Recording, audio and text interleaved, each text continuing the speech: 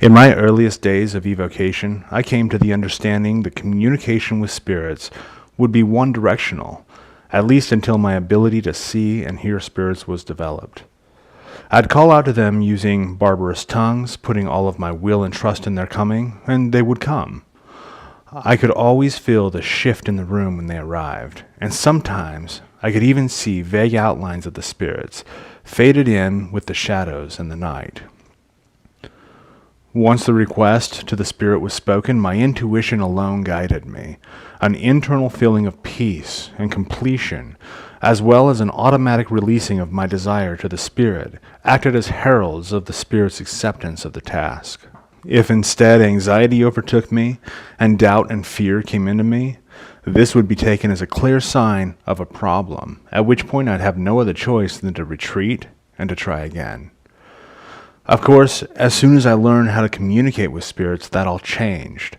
This is why spirit communication is so vital to your ascent, and this is why I teach exact methods of making real contact with non-physical entities in my Mastering Evocation training course. Whether you're planning your first evocation or if you're a seasoned adept, the Mastering Evocation course is guaranteed to open doorways in your practice that you never even knew were there.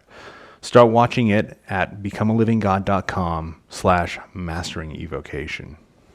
It seems like as soon as I got on speaking terms with spirits that they really haven't stopped talking since. In my experience of life, it would seem strange to me if I didn't have a conversation with an astral entity or a higher consciousness at least once a day. Even though they have a lot to say, the spirits never get boring. They are constantly revealing ways for me to further grasp my own limitless nature and to truly become a living God here and now. What's always been even more interesting to me, though, is when they speak to me, but they speak in a language that I don't understand. Sometimes these messages turn out to be Latin, Greek, Zulu, or Portuguese, and these turn out to be one or two words like black serpent or stares into darkness or some other such cryptic communications. Sometimes, though, the messages aren't words or sentences at all, but are incantations, words of power whose translations are meaningless next to the raw power invoked and presenced through their speaking. At first, these seemed like some false invented language having substance only in my subconscious mind. Then I decided to share a few of them with other people, other magicians, who used them and attested to their potency. And then I had scholars and linguists dissect their written forms, discovering a mixture of various dialects and derivations of Aramaic. At this point, I really need to confess something. I don't know what many of these incantations actually translate into English as. What I do know is that the entities who gave them to me, which many have been demons, presented them with instructions on how to use them and what each one will do. I also know that through my experimentation with these demonic incantations, I have indeed produced remarkable results, always in alignment with that specific incantation that I'm using at the moment.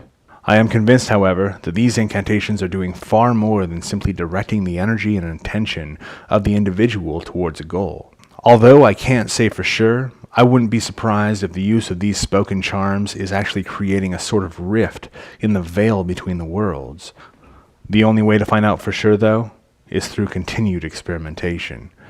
The obvious danger of this sort of experimentation could be the secret reason that I've been reluctant to share too many of these incantations with anyone other than my closest ritual co-workers. The rewards of utilizing these powerful orations, though, is overwhelming.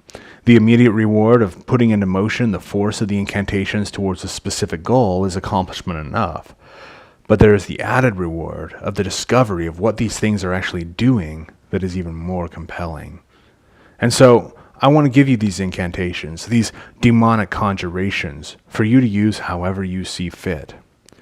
If you're frightened of demonic power, or if you're afraid of your own godhood, or if you're prone to panic and paranoia, I suggest that you look away from the screen or close the window altogether. Now here's how you give the chance. Most modern incantations, conjurations, and mantras are either spoken in an authoritative tone or are sung or intoned. These incantations, though, are most potent when they are whispered and when they are given in darkness, the light of candles being the only illumination. As with all rituals, visualize your desired result as you chant these forbidden incantations. And here are the incantations. To initiate or to enforce spiritual pacts, either tacit or expressed pacts, is Alash, Alash, Ashtu. Alash, Alash, Ashtu. Alash, Alash, Ashtu.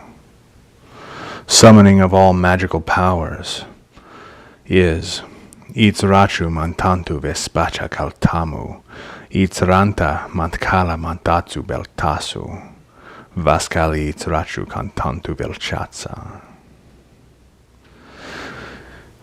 The incantation to rouse vengeful destruction and also to bring others into submission before you. Itz Retz Ahn'tal Ah'tan'tel. Regrezitahl Vaskalla Pert'ent'itzu. You're going to repeat this over and over, calling forth 6 spirits of destruction, directing them through a link to your victim. And to summon forth an entity as a conjuration.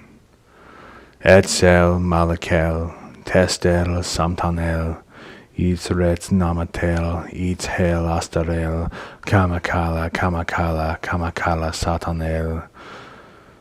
Spirit, Spirit, Kala, Spirit, Kala, Vel, Vaskalla, Solvalla, Vaskalla Pert'ent'itzu. You're going to repeat this several times, obviously replacing the word spirit for the name of the entity that you're calling. You're going to repeat this several times until the spirit does show up. Now these are just a few, but they should get you started. My final advice on this matter is to approach these incantations with respect and with awe so that you will never underestimate their power or their mystery.